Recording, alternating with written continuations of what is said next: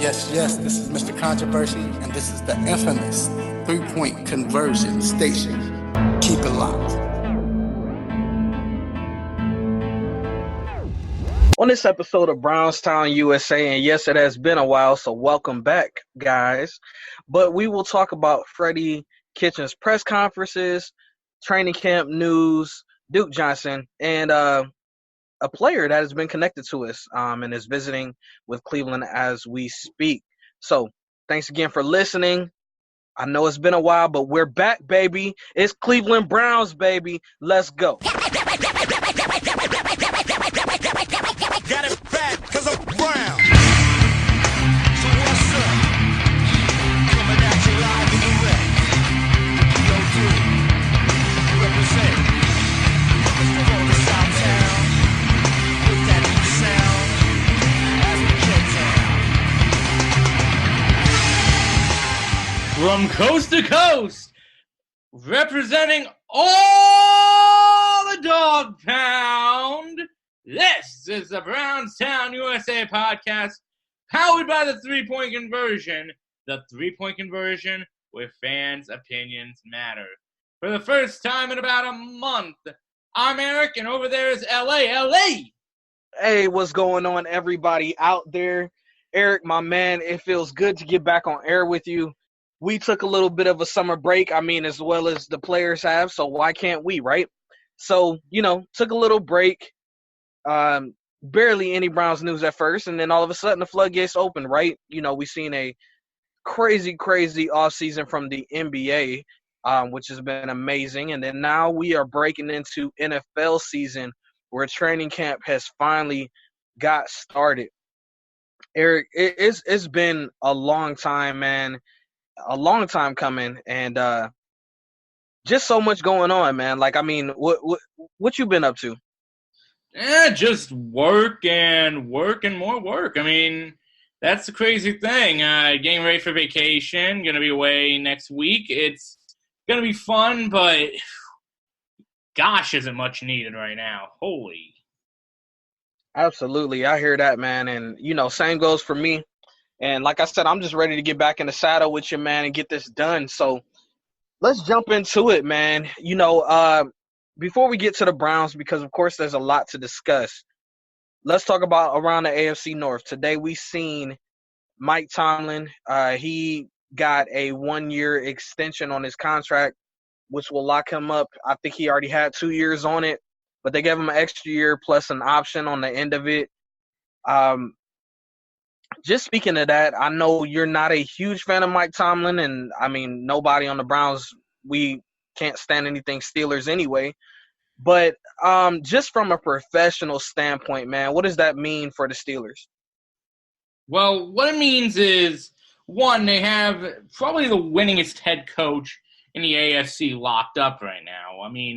As much as we may hate on the guy wins. He does nothing but win for the most part. So I got to give him credit where credit's due.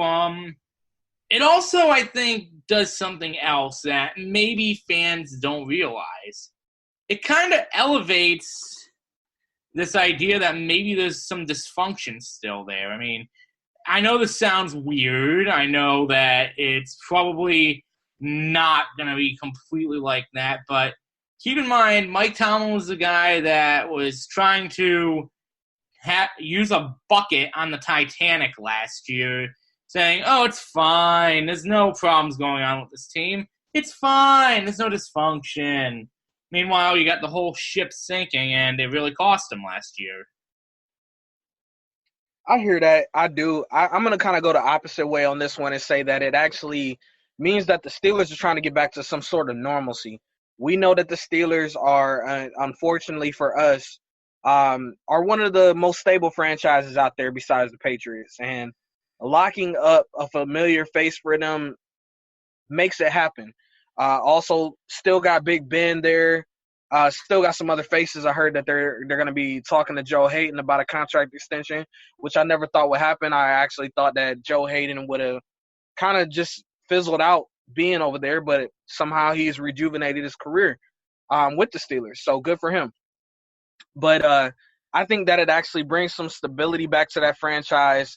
They got two of their most really good players, really excellent players, franchise-changing players, but also some of the most dramatic players that the Steelers have ever faced in their franchise out of there in Le'Veon Bell and Antonio Brown.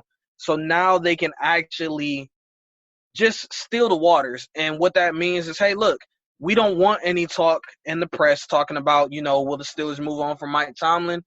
We don't want any talk about anything else. We know that Mike Tomlin and Big Ben's relationship has always been rock solid. So, look, we're going to give him an extension so we can silence all this and get back to playing football like the Steelers do. And I'm just going to be honest with it. I mean, again, we don't have to like them, but they are pretty solid as far as their franchise. And for the last 2 years, we've seen something from that franchise that we hadn't seen before. And I didn't lose no sleep over it, and I'm sure you didn't either. But at the end of the day, they're doing what they do best, and that's solidifying a franchise. Absolutely, and I do get it from that perspective. But, well, you already know where I'm coming from this. Like, he didn't really help matters last year. I mean, he tried to smooth it over. I'll give him the credit for that. But at the end of the day, that still falls on the coach, believe it or not. Yeah, I get that. And again, like I said, he's the youngest guy to get them to win a Super Bowl, if I'm correct about that stat. And then he also, like I said, has a great winning record. So instead of choosing to move on to some unfamiliarity out there, bringing in another guy to learn Steelers culture, they just say, hey, bump it. We'll just keep our guy. So I get where they're coming from there. But that's enough talking about that franchise. It made me feel dirty. Let's talk about our lesser than other Battle of Ohio team down there in the South, Cincinnati, where they signed Tyler Boyd, their wide receiver across from A.J. Green, to a contract extension. What do you think about the Bengals, making that decision on Tyler Boyd? What do you think about it? Well, first off, I'm just going to say I think it was a good move by the Bengals, one of the rare good moves by the Bengals, because I agree. Look, the fact of the matter is Boyd has been the one guy that, other than A.J. Green, has been pretty good these past few years. And that's saying something because Green's always hurt. But here's the other thing that I got to say. Not to mention any other player on their team is always hurt. Pretty much. But the other thing with that is, I think, and this is just from perspective from other fans and several AFC groups that I'm in, AFC North groups I'm in, people are thinking that this is the wide receiver that pretty much is better than OBJ and Jarvis Landry. I've legitimately heard Bengals fans saying that combination is better than ours, which, I'm sorry, Bengals fans, it's not. Listen, we'll get more into it a little bit later, but I think Bengals fans are starting to get a little cockier than they probably should be right now. Well, it's not just that, and I understand where they're coming from. First of all, OBJ and Jarvis, the last time we seen them together was in college. Mm-hmm. They were actually catching passes from Zach Mettenberger. So that tells you that right there. The thing is that, okay, Tyler and AJ has produced on a professional level together on the same team, okay? So I get where they're coming from, and they do have an argument, okay? But as far as just overall talent and everything like that, AJ Green, OBJ, I'm taking OBJ due to the specialness of him. And this is not me being a Browns fan. But, again, like I said, they have a point just because even though AJ Green has been injured, OBJ has had a couple of good seasons, then he's been injured as well. And then we've always seen in the headlines where it's just always been a problem, right?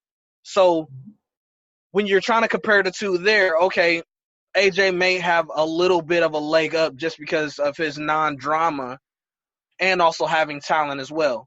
But then when you look at Jarvis that doesn't have any drama and has set the record in the NFL for the most receptions and all of that, being in Miami that has been in turmoil when it comes to quarterback since what? Dan Marino? I mean, come on now.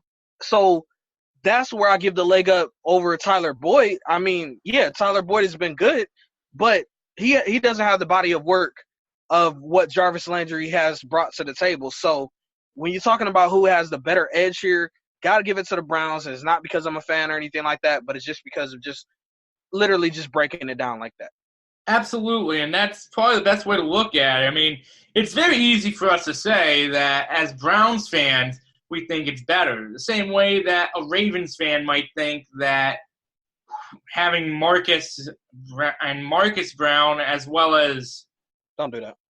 whoever the hell they have is better than, I don't know, Juju Smith-Schuster. The fact of the matter is we're going to have, and we could have that bias, but if we're talking from a standpoint of talent mixed with results, then you got to give it to the Browns in this example. I mean, OBJ and Green is, as you said, is close. Jarvis versus Boyd, though, not as much. Yeah, and if anything, if I was comparing, I would maybe have to compare the Jarvis to AJ and then the OBJ to Boyd. But then again, like I said, we still got a leg up over Boyd. Boyd is the weakest link in this circle. So I'm not even tripping over that. Real quick news, man. Two big-time NFL draftees, Nick Bosa and also Quinnen Williams for the Jets. They have agreed to their rookie deals finally, so no holdouts for them. Good for them teams, but I can care less. If you're not wearing brown and orange, you don't matter. So, like you said earlier before we got on, it is what it is. But look, man, let's shift over a little bit to before we take a break to Mike Daniels. Okay, so we seen Mike Daniels, defensive tackle Mike Daniels, get let go of from Green Bay.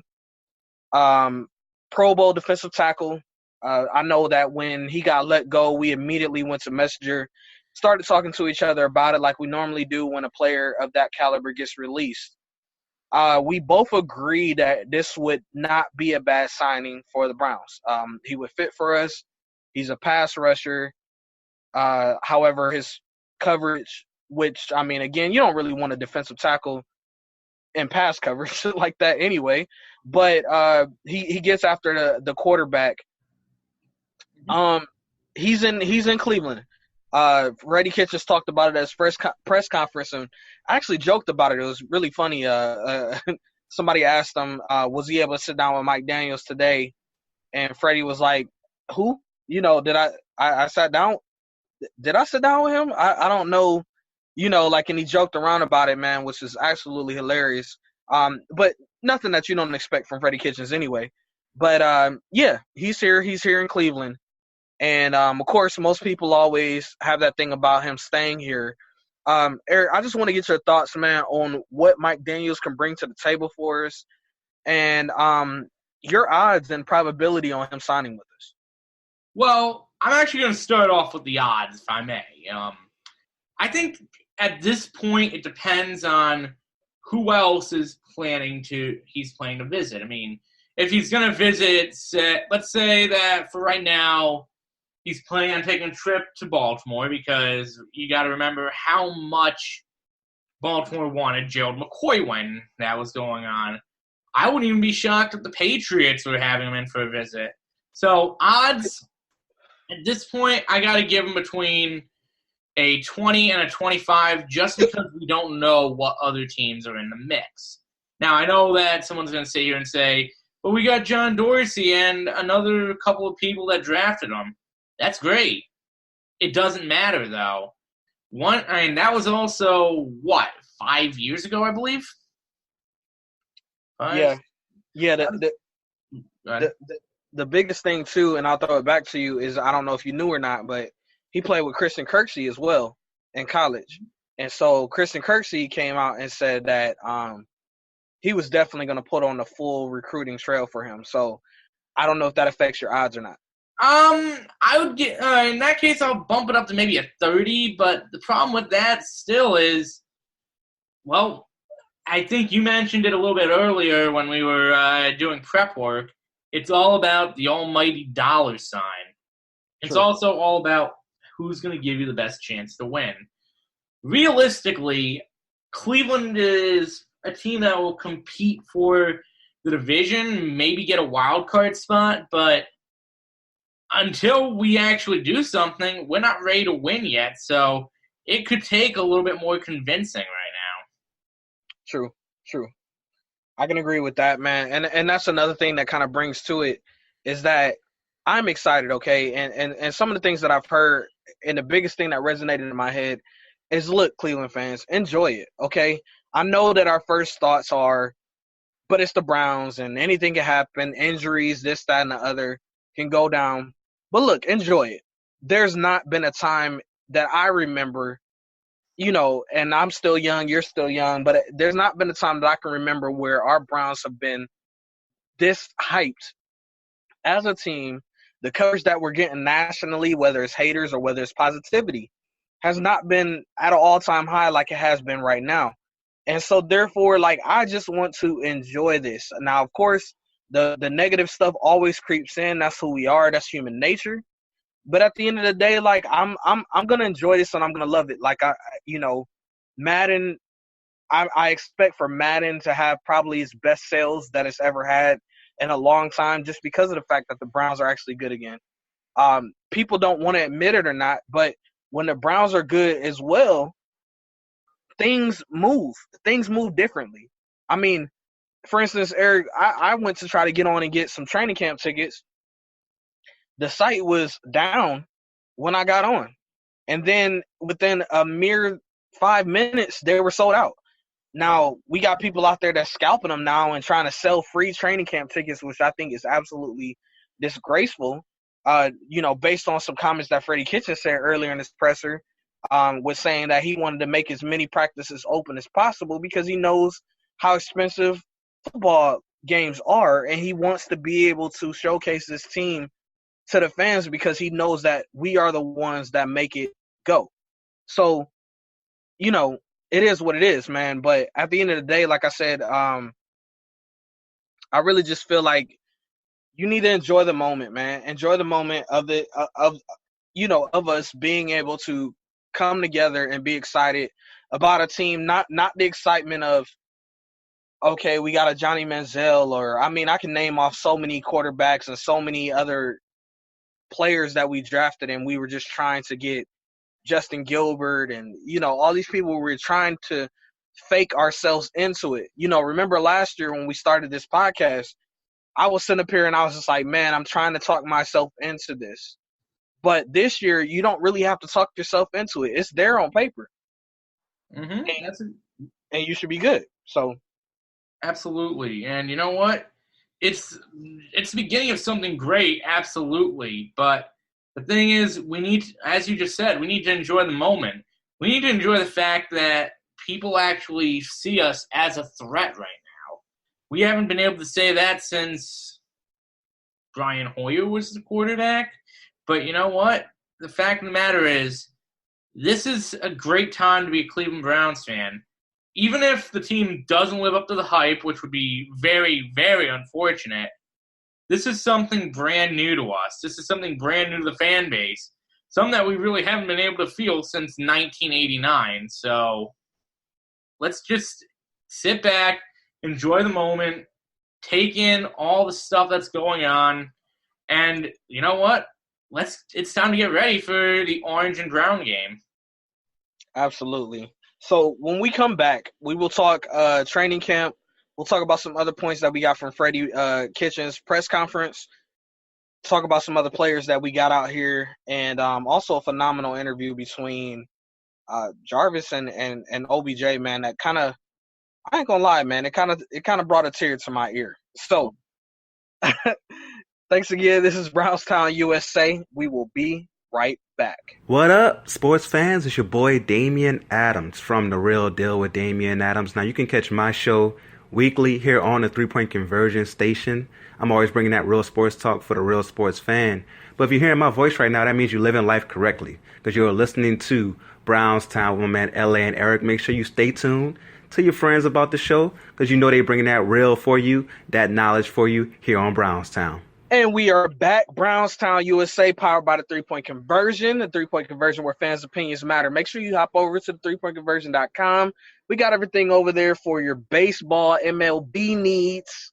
We are doing it. I'm excited being up here in Cleveland, seeing the Indians go on their run, and hopefully we can catch the Minnesota Twins there. But I'm not going to go over to that. I digress. But, I mean, MLB, NFL, NBA, Big Three, soccer, whatever you need, we got it over there at 3pointconversion.com. Also, make sure you check us out in a couple of weeks as well. We will be in the building at the Pro Football Hall of Fame, doing it up. And hopefully, soon we'll start getting some more Browns players in there. But as of right now, we're in there, so we're gonna definitely check that out. Myself, the leader of the 3-Point Conversion, Mr. Controversy Raphael, and also Greg Hurd, he'll be in the building as well, so we'll have some exclusive coverage from that too. So as we come back, Eric, we just wrapped up talking about expectations and different things from this team. Now, training camp opened today. I know you've seen the highlights out there. OBJ just being OBJ, and a lot of other things. Is there any notes or any kind of little things that you picked up from training camp so far that you're interested in or that you've seen that you're just like, maybe it's a head scratcher or, maybe it's something that you're just overjoyed about? Well, obviously the first thing that is coming to mind is just take a look at some of these newer names that aren't Odell Beckham Jr. Like last year, we were able to point out some of the people that were coming in, and some of the new people that were coming in. Baker Mayfield, obviously. People could recognize Denzel Ward, Terrence Mitchell, T.J. Carey. We were actually able to really recognize some of these people. This year, it's just like the only two people, Pete, that we really recognized were Greedy Williams and OBJ. It sounds weird. Oh, and Kareem Hunt. But then all of a sudden you see I was getting messages from people that I'm good friends with that also are in Browns groups that were saying, holy cow, who's the guy that's right after Joe Schobert in the video? I legitimately had to look that up, and it turned out to be Eric Kush, who, if you haven't seen this guy, he's freaking massive. Yeah, absolutely. And that's the thing. These are people that, if you look at it, you don't know who they are, but then you look at what they've done during the practices, during the drills, and they were great. That's the thing. Cleveland right now is doing a lot of good, and I think it's going to be it's overshadowed a bit by some of the bigger name talent. That's just one of the bigger things I've realized. Well, yeah, that's a great point. I mean, national media, what they do is they definitely find a name and they kind of just beat it until it's dead, So, of course, we know about the OBJ stuff. We know about the Kareem Hunt thing. We know, of course, about Duke Johnson and his requesting the trade and all of that, but still showing up and being a professional that he promised he would be. But the one thing I picked up, and it was an interview with Jarvis Landry and OBJ. First of all, I want to just say how ecstatic I am about how happy they are to be together. Just imagine you being at your job and your best friend in the entire world works right next to you. And just being able to do that every single day, plus make millions of dollars while you're doing it. I wouldn't be, any happier as well. But the one thing that Steve Smith, former Carolina Panther wide receiver and Baltimore Raven, mentioned or asked them was some names to pick out for guys that are shining that the national media wouldn't really pick up on. And I felt like that was just a great question. So I definitely want to give a shout out to Steve Smith for real for doing that. But, You're for being a Raven, buddy. Yeah, I'm still going to recognize him for being a Panther. But he Jarvis Landry, brought up Sheehy, said that Sheehy was coming into practice at 6 a.m. in the morning, getting it in. Mm-hmm.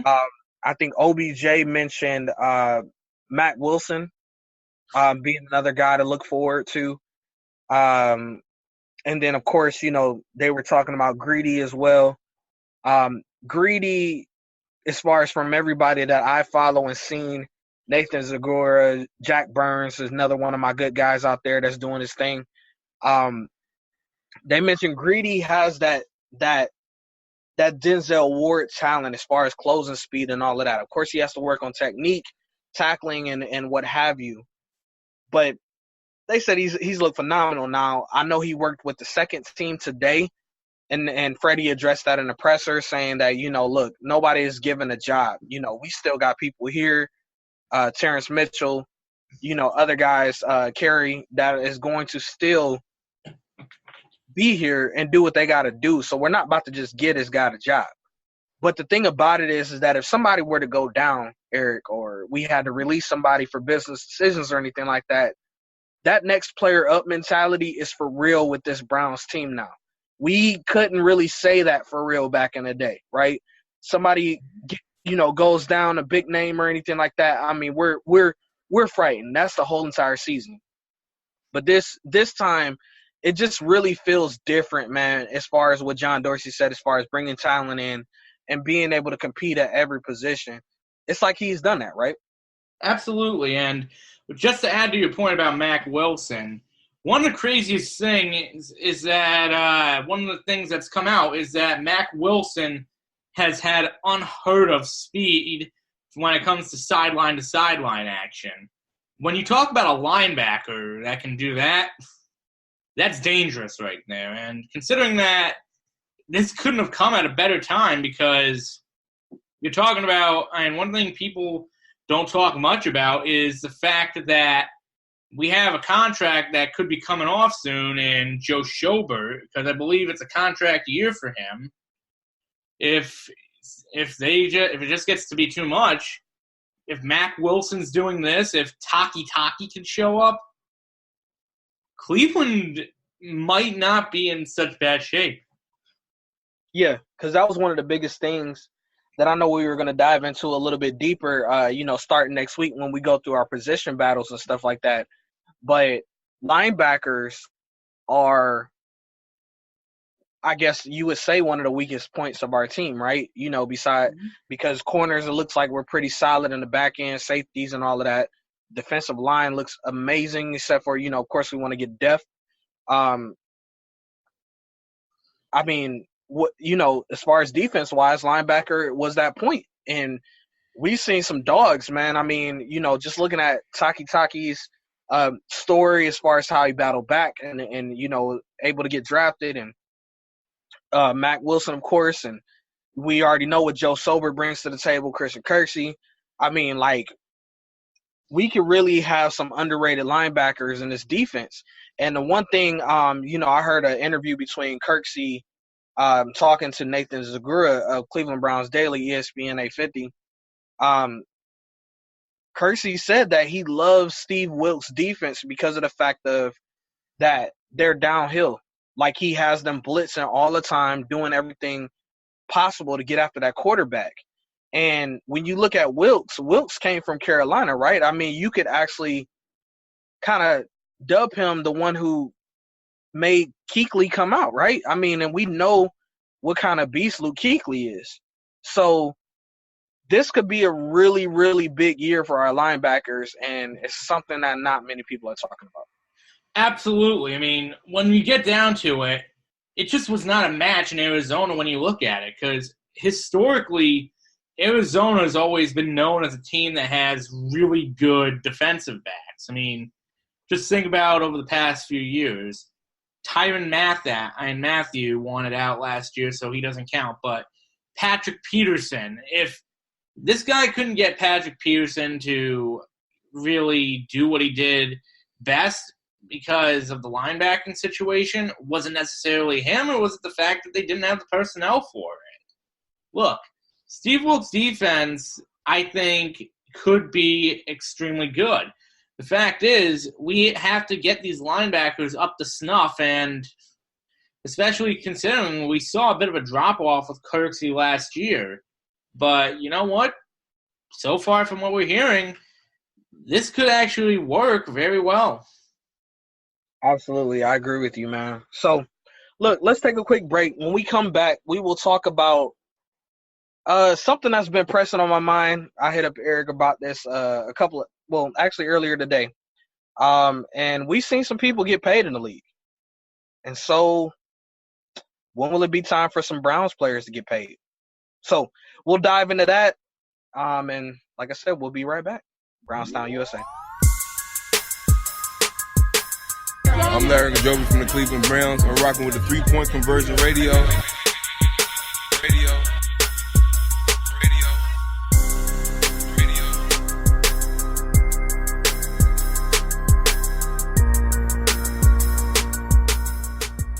And we are back, Brownstown, USA. Again, we are powered by the 3-Point Conversion, where fans' opinions matter.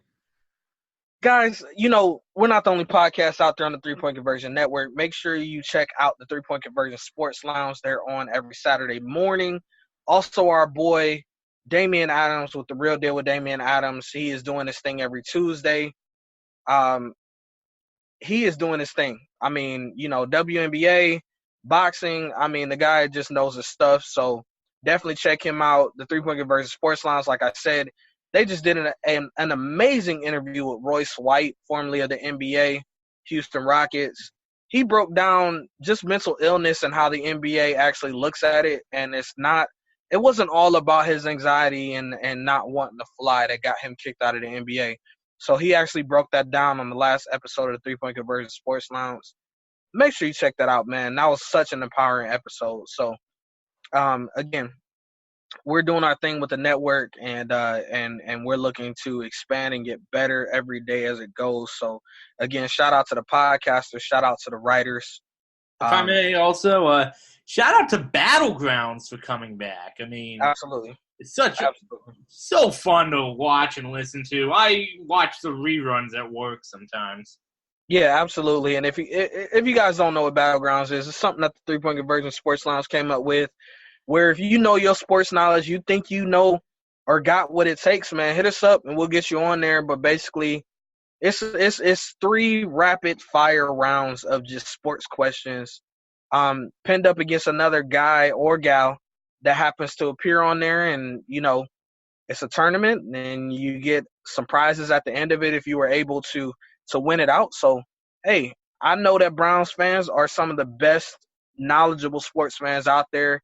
So if you think you got what it takes, definitely hit us up, on Twitter or Facebook or Instagram or however you're listening to this. Hit us up. You know, let us know and we'll get you on the show, man, to do Battlegrounds. But it's not just football, not just basketball. It's everything. It's boxing. I mean, it's a lot of different things. So think you got what it takes? Hop on Battlegrounds. So definitely a good plug right there, Eric. But getting back into it, man, we seen a guy, a safety, Tennessee Titans, get a humongous payday, okay? Kevin Byard. I hope I'm pronouncing it correctly. I mean Byard. Byard, okay. So he reached a record-setting 5-year, $70.5 million extension with $31 million guaranteed.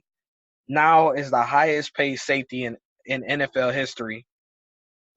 We've seen this happen on the eve of Damarious Randall asking to get paid. Now, when this came out, Damarious Randall definitely retweeted it and put the money bag signs there. So he is absolutely aware of what the heck is going on. Okay? So this sparked up something that I wanted to talk to you about, and I hit you up in the messenger about it, is that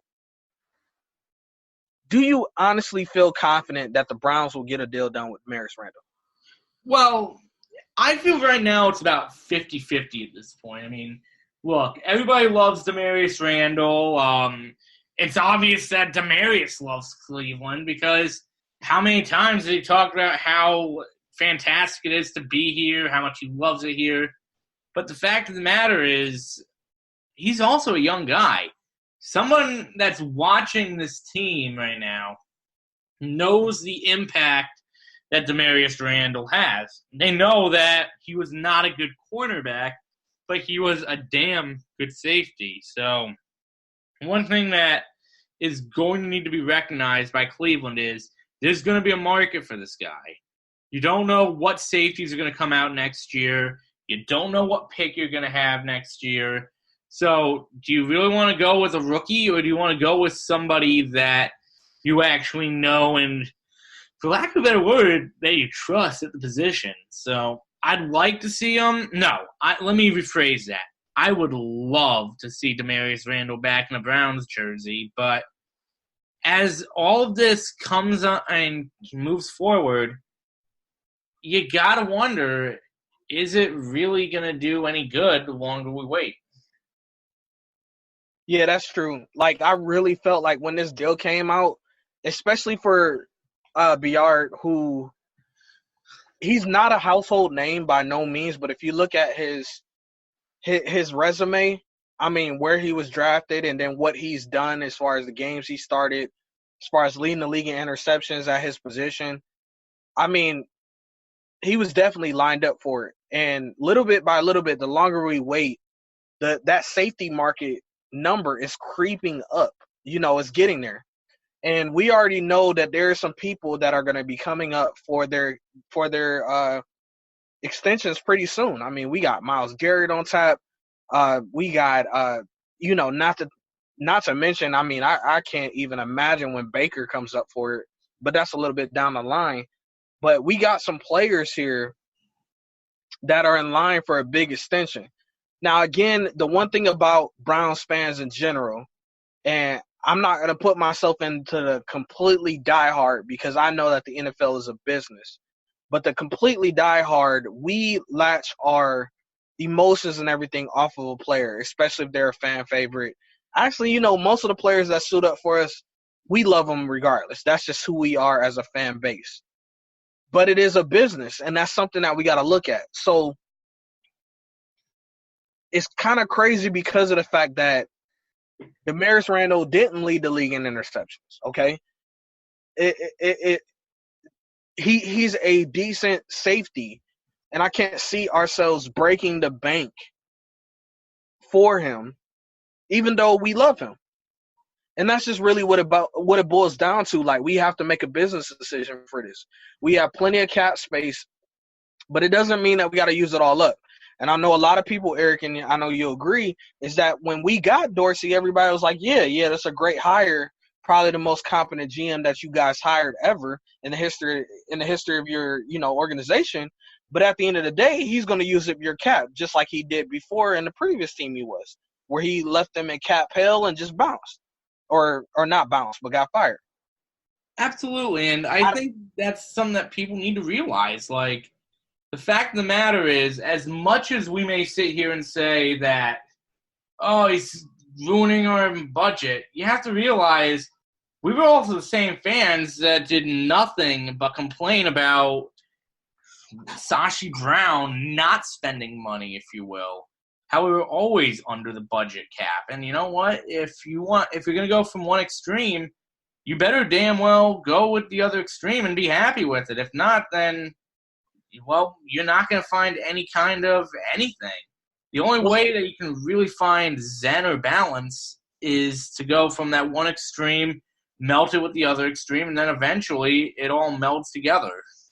Well, see, this is the thing, man, and that I was going to point out is that I don't feel like Dorsey is going to leave us in cap hell. I think that he literally has learned from his mistakes and then also surrounding himself with people in Green Bay, that, yeah, Green Bay has been in cap hell, but that's because of Aaron Rodgers. I mean, the guy, he's at the top of what he is. And so, therefore, if you want to keep a talent like that, he does what he does. The only kind of guy that with that kind of caliber of talent that has worked around cap for their team has been Tom Brady, really. But that's because he has a rich wife. So, therefore, money is not an option for him. It's really rings. So, I don't feel like the same thing would happen with the Browns. I mean, as we know, we're into the season right now. We still got over 30 plus million in cap space right now. Last I checked, I think it was about 32. Yeah, so I mean, I don't think that he's out here trying to break the bank, and we've seen that with Jared McCoy coming into town, where we could have offered him the heavens, and he probably would have stayed. But at the end of the day, like, we're looking at fit, we're looking at money and all of that, and if it doesn't work, it doesn't work. And we've seen that John Dorsey is willing to let people walk. I mean, it is what it is, as mad as you are about it. But I think this time he is learning from that, and he won't break the bank. Absolutely. And I think probably one of the biggest tests with that is seeing just some of the people that we've known and loved in past progressions go. I mean, how many people were upset when Joe Hayden got released? If you remember, you had about 25%, which I'll admit I was in, that said that they didn't like and that they were happy that he was gone. But there were people that were rooting against the Browns when he did get released. I mean, the fact of the matter is the NFL is a business. And, if money's not right, as you said, we have contracts coming up in the next few years. We got to re-sign Garrett. We got to re-sign Baker. We got to re-sign Ward. We have to start planning for the future. I mean, the one nice thing is that we got rid of a first-round talent that was going to be due money, and I couldn't even imagine what that contract was going to be with Jabril Peppers. But the other thing, there's one contract we have to wait for, though, before you say anything, and that is we have to see what happens with Jalen Ramsey, to be honest. Like, if he resigns and gets a massive deal, that's it. We might have to let we might have to let Randall walk at that point because, well, for lack of a better word, I think that Randall's probably a little bit better than Ramsey after last year. Well, we'll see. I mean, overall, I still take Ramsey in the grander scheme of things if we had to, like, redraft him or something like that. Again, we will see what it is. We can't focus on the future, and that's the one thing, after talking to you about it, I was just like, okay, you know what? Look, let's live in the now. Some of our big names, I mean, Baker's on his rookie contract, so we're not worried about that for a while. Jarvis is locked up. Odell is locked up. You know what? So who gives a rat's butt, as of right now. The one thing that would be scary to keep an eye out for is that if Kareem comes back and he stays clean and ready to go, that will be interessante. As far as, what contract we offer him and everything like that, especially with seeing what's going on around the NFL with other running backs like Melvin Gordon and Ezekiel Elliott. So, again, that's the future. Let's focus on it now. Look, let's take a quick break. When we come back, man, we'll wrap up the show talking about training camp positives and negatives, what you're looking to see from it. And what I'm looking to see from it, man, and we will definitely go from there. But as of now, Browns fans, let's not worry about the future. Let's worry about now because we're good. But the rest of the NFL is actually getting better as well. There's a lot of teams out there that's pretty good too. So this is Brownstown, USA. We will be right back. You know that river that was burning in Cleveland and that big parade they had after the Cavs won? They better have the firefighters on standby because that city is about to burn down. That is a Brownstown. All right, and we are back, Brownstown, USA. And before we get into the training camp positives and negatives, Eric, and wrap up, I just want to ask you this. I have this feeling in my heart that it's just like a little bit unfair. Because finally, when we get a team to be excited about and we're good, it seems like the rest of the NFL has leveled out talent-wise, and there's a lot of teams out there that on paper seem pretty good. I mean, I can mention a lot. The Eagles. I mean, damn, even the Jets has gotten better. I mean, you got the Bears, you got the Rams, you got KC, Kansas City. There's a lot of teams out there that are really, really good, not to mention still the Patriots being there. How do you feel about, our team has gotten better, but does it seem like it's just like wrong timing that we got better? Depends what you mean exactly. I mean, I know you're talking from a talent perspective, but you also got to realize that the NFL collective bargaining agreement's coming up as well, so we still have that to worry about. But in any case, I do think that really it is a little bit, like you said, a little bit unfair. But at the end of the day, you have to. I mean, you eventually have to start playing chess instead of checkers. I mean, look, it's easy to out-muscle a team with the best talent. We've seen teams do that, like the Steelers back in the 70s, the Cowboys in the 90s, even the Giants in the 90s. But you know what? If you don't have that head coach that can do it, then you're going to fail. Though I love Freddie Kitchens, but he's got to realize if you don't get it going early, you could be in trouble. So right now we have to really keep an eye to see if Freddie Kitchens is going to be playing Chinese checkers, or chess. I'd rather see him be playing Chinese checkers where it involves strategy rather than playing regular checkers. Absolutely, and that's a good analogy right there. I am starting to get more and more confident with Freddie the more that I see him talking everything in his mentality. Not about him winning over the press conferences because he can give a rat's ass what anybody thinks or anything like that, but he just tells it like it is, man, and I love it. And he is just he's unfiltered, but he's not unfiltered to the point where you're like, ooh, that wasn't something you should have said. So it's like he still gets it. But at the end of the day, like he gets it, like he gets us. Like I'm not gonna sugarcoat this. I'm gonna be who I am. I want my players. One of the quotes he said from one of his pressers was, I want my players to be who they are, and then we will make a decision on if they fit the Browns. And that's the biggest thing that we could not have ever done back in the day, right? Because if our star player decided that he just wanted to act up and, do all kinds of stupid stuff, what happened, right? He would get suspended. We would wait for him for years and years to come back on the field and praise him as soon as he got there, right?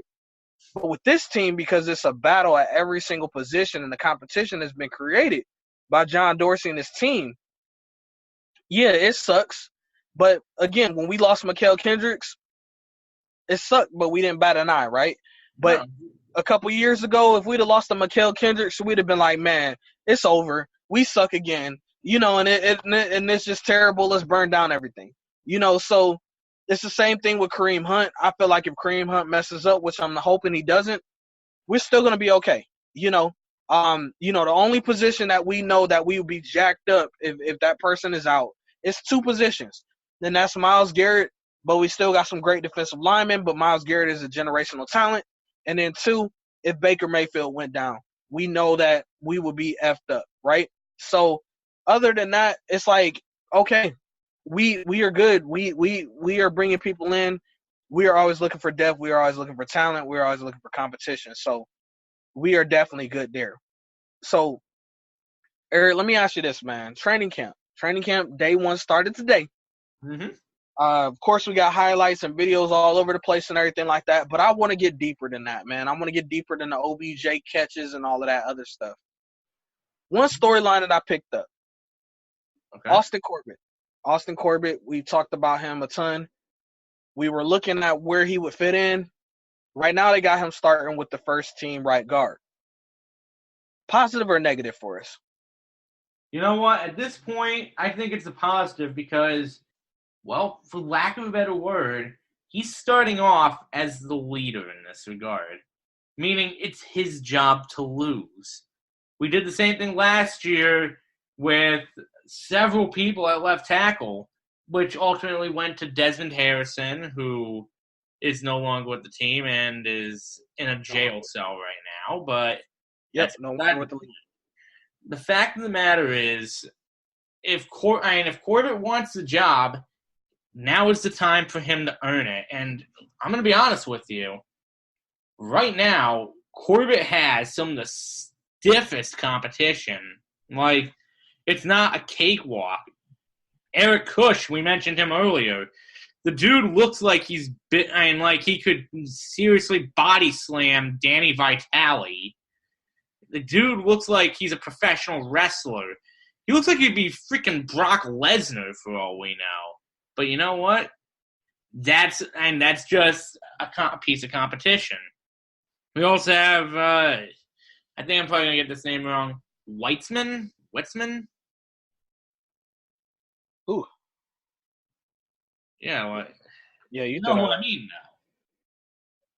now. Like, the fact of the matter is, we have guards, but right now, Corbett is, I'm not going to call him the guy because he can lose that job very quickly.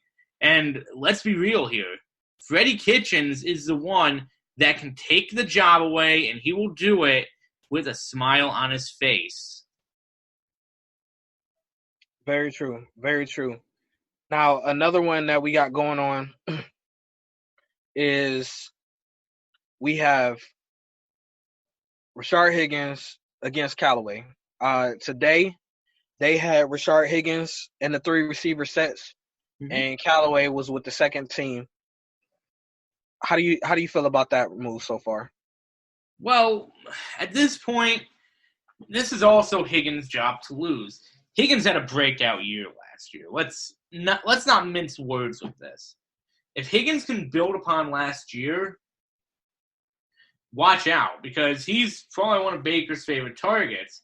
Now, the thing about Callaway is he could easily take that job back, but he's got a mountain to climb. Like, Callaway's quite frankly and quite easily the 4th best receiver on the team. And the Browns will run 4 receiver sets. We know this by now. The fact of the matter is, it's just a case of will he get the ball at this point. I think Higgins has a slight advantage if it is him versus Callaway, but not by much right now. And yeah, you're right. Brian Witzman. That's what I thought. So, so when I look at the Callaway Higgins thing, is that Callaway, we know what he is. He's pretty much a barn burner. Blow the top off the defense. We added that with OBJ there. So therefore, to me, that kind of hindered him a little bit. You know what I mean? Because now we don't need that element in the starting wide receiver core because we have that with OBJ. The thing with Higgins is that Higgins, like you said, he's put in the work. He's been productive, and he has that chemistry with Baker Mayfield. And when it comes down to it, you have OBJ, Jarvis Landry, David Njoku, whoever's in the backfield that you want to put in, Chubb or Duke Johnson for right now. Somebody's going to be open because they're going to double OBJ. They don't want him to tear it up. But like you said before, four set receiver, you know, you put it in and you just send Callaway down deep. I mean, there's just not enough people to guard. And then if not, like you said, Njoku's, open up under, send him on a slant, something like that. There's just too many weapons on this team, period, point blank. It's something that I know would have got a lot more headlines and press if it really didn't matter. If OBJ wasn't here, it would have got more press.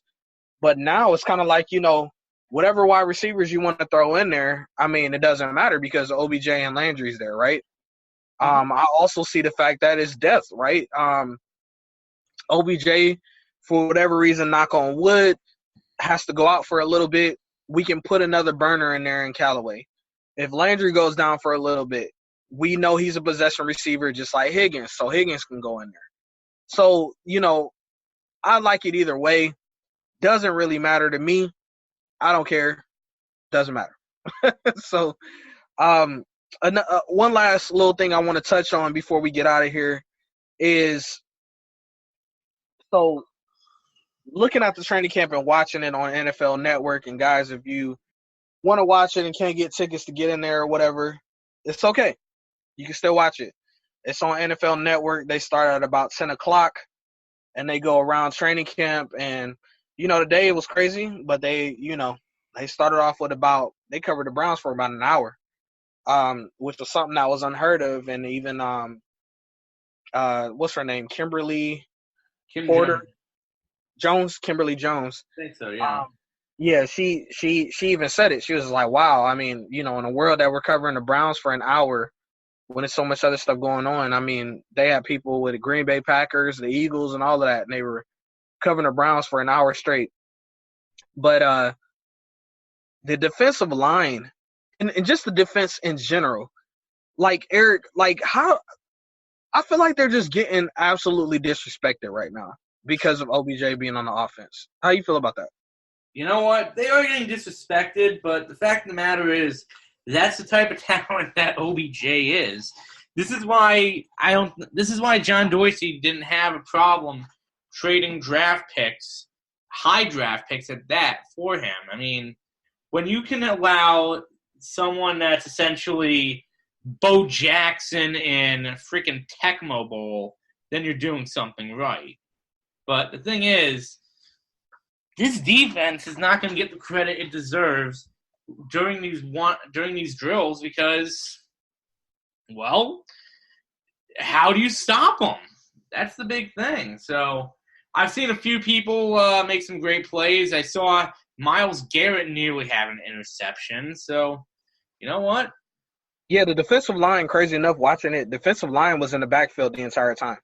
And, of course, they didn't have any pads on. The QB can't get touched. But they were in the backfield the entire time. It's not going to be a problem for us to get some quarterback. So I figure that our defense is going to eat. It's going to be crazy. And it's great because when you think about it, right, Eric, with our offensive talent, as long as it all comes together, we're being able to score easily. And then the defense comes on where the team is going to be playing from behind and they're going to have to pass the ball. Yeah. That's going to go right into the fact of what we are. It just seems like a match made in heaven, right? How much more excited can you get about this? Absolutely. But the first thing that they got to do is they got to establish that dominance. And you know what? I'm going to say it. I am feeling really confident week 1 right now. I know that it's in the future, but given that right now, we know that the Tennessee offense is going to be missing its biggest name right now. If we take advantage of that, it could be a beautiful thing. Oh, what a day. What a lovely day. Absolutely, and a great way to end the show, man. Again, guys, thank you for listening to Brownstown USA. Feels great to be back in the saddle. Training camp has started, guys, and we can't be more ecstatic, so we'll be bringing you headlines, stories, everything that we can from our end that we can do. So make sure you check out Brownstown USA on Twitter, on Instagram, and also on Facebook. We got a Facebook page. And then if you want to and get more in-depth conversation and discussions, definitely join the Brownstown USA Facebook group. Again, this is powered by the 3-Point Conversion, where fans' opinions matter. And we look forward to speaking with you again next week. So make sure you stay safe out there. And on behalf of myself and Eric, dogs gotta eat. Dog shit.